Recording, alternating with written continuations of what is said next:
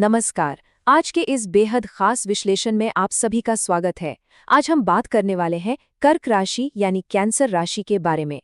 मई के इस आखिरी हफ्ते में ग्रहों की स्थिति क्या कह रही है? सच कहूं तो ये चर्चा सिर्फ कुछ भविष्यवाणियों के बारे में नहीं है, बल्कि आंतरिक संतुलन और उस गहरी हीलिंग को समझने के बारे में है जिसकी इस वक्त सबसे ज्यादा जरूरत है। आइए ब्रह्मांड की इस ऊर्जा को थोड़ा करीब से समझें और देखें कि ये आध्यात्मिक सफर आखिर हमें किस ओर ले जा रहा है। अक्सर देखा गया है कि कर्क राशि वाले पूरी दुनिया का बोझ अपने कंधों पर खुशी खुशी उठा लेते हैं, है ना? लेकिन अचानक ऐसा क्यों होता है कि रात के अंधेरे में एक अजीब सा अकेलापन घेर लेता है? दूसरों की तकलीफ देख के तो दिल एकदम पिघल जाता है, पर जब खुद को एक सहारे की, एक कंधे की जरूरत होती है तो आसपास कोई नहीं दिखता।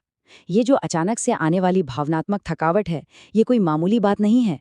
जो इंसान हमेशा दूसरों की ढाल बनता है, उसे भी तो कभी कभी सहारे की जरूरत पड़ सकती है, और इस बात को समझना अब बहुत जरूरी हो गया है। अब देखिए, इस थकान को सिर्फ अपनी खराब किस्मत मान लेना बिल्कुल गलत होगा।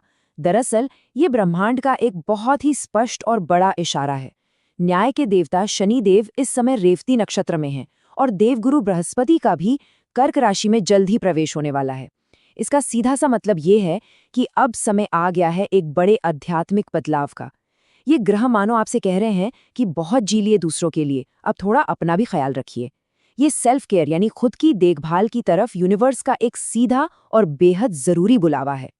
तो आइए सबसे पहले बात करते हैं कि इस दौरान स्वास्थ्य और मानसिक शांति का क्या हाल रहने वाला है।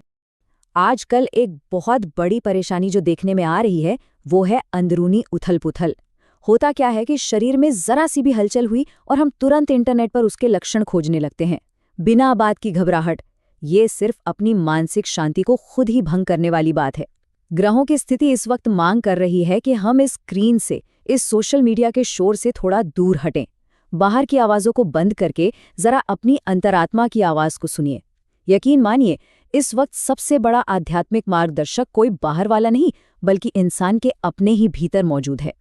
इस बदलाव के दौरान शरीर में कुछ चीजें साफ तौर पर महसूस हो सकती हैं, जैसे बिना किसी वजह के बहुत ज्यादा थकान लगना, बदन दर्द होना या बात बात पर मूड का बदल जाना।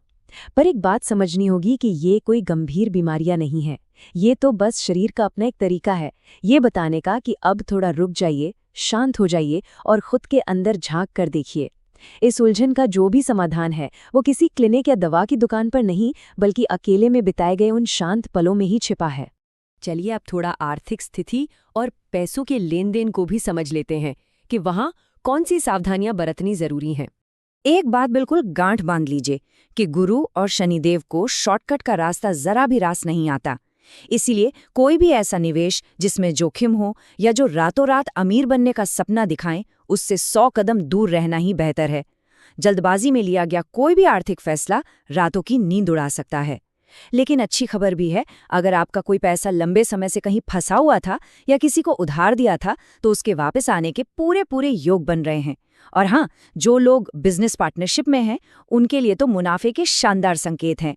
साथ ही दफ्तर और सरकारी कामों की रुकी हुई फाइलें भी अब तेजी से आगे बढ़ेंगी। पैसों की बात के बाद अब रुक करते हैं उस जगह का जो असल में हमारी ताकत है, यानी हमारा परिवार और वहां से मिलने वाली हीलिंग ऊर्जा।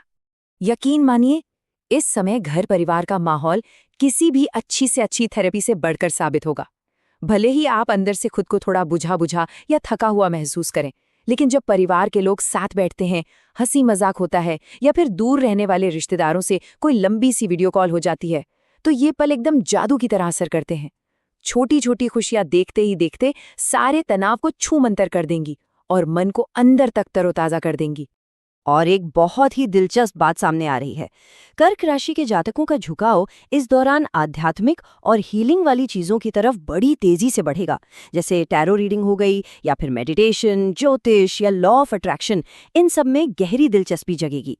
इतना ही नहीं, जो लोग पहले से ही दूसरों को हील करने के पेशे में हैं, जैसे कि कोई डॉक्टर, काउंसलर या फिर एस्ट्रोलॉजर, तो वे देखेंगे कि उनके पास अचानक से ऐसे लोगों की भीड़ बढ़ गई है जो उनसे मदद और सुकून की तलाश में आ रहे हैं। दुनिया को वाकई इस समय आपकी उस शांत ऊर्जा की बहुत जरूरत है। अब बात करते हैं करियर और पढ़ाई लिखाई से जुड़े कुछ अहम पहलुओं की। जो लोग जॉब में हैं, अपना करियर बना रहे हैं, उनके लिए ये समय बेहद शानदार और सकारात्मक है। अगर आप लंबे समय से किसी प्रमोशन या किसी बड़े मौके की राह देख रहे थे, तो अब दफ्तर में आपके काम को वो पहचान मिलने वाली है जिसके आप सच्चे हकदार हैं, और शायद कोई इंक्रीमेंट भी मिल जाए। वहीं अगर छात्रों की बात करें, तो जिन्होंने बिना किसी शॉर्टकट के दिन रात एक करके ईमानदारी से पढ़ाई की है, उनके गुरु और शिक्षक उनकी जमकर तारीफ करेंगे। कुछ होनहार छात्रों को तो स्कॉलरशिप या किसी बड़ी परीक्षा में कोई बहुत बढ़िया कामयाबी भी हाथ लग सकती है। लेकिन देखिए, इस कामयाबी के साथ साथ यूनिवर्स हमें एक बहुत गहरी सीख भी दे रहा है। सफलता मिलने पर कभी घमंड को अपने ऊपर हावी ना होने दें, हमेशा कृतज्ञ रहें। ये बेहद जरूरी है कि जब हम ऊंचाइयों को छुएं तो हमारे पैर मजबूती से जमीन पर ही टिके रहें। अपने गुरुओं, अपने शिक्षकों और सबसे बढ़कर अपने माता पिता के प्रति हमेशा नतमस्तक रहें, क्योंकि सच तो यही है ना कि हमारी असली कामयाबी की नींव यही कृतज्ञता और नम्रता ही तो है। तो फिर इन सब बातों को ध्यान में रखते हुए आइए जानते हैं कुछ ऐसे अचूक और बेहद सरल आध्यात्मिक उपाय जो मन की शांति के लिए रामबाण हैं। मन को शांत करने के लिए इन 3 आसान से कदमों को जरूर आजमाएं। सबसे पहला कदम है आदि गुरु भगवान शिव की शरण में जाना। किसी भी शिव मंदिर में जाकर शिवलिंग पर शुद्ध जल या थोड़ा सा गंगा जल और लाल पुष्प अर्पित करें। ये छोटा सा उपाय मन के भारीपन को एकदम हल्का कर देता है। दूसरा कदम सीधे प्रकृति से जुड़ा है।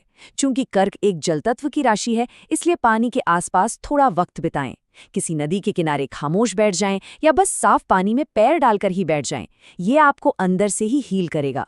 और तीसरा, जो सबसे ज्यादा जरूरी है, अपने दिल की बात, अपने अंदर घुटन पैदा कर रही उन भावनाओं को किसी ऐसे इंसान से जरूर साझा करें जिस पर आपको पूरा भरोसा हो।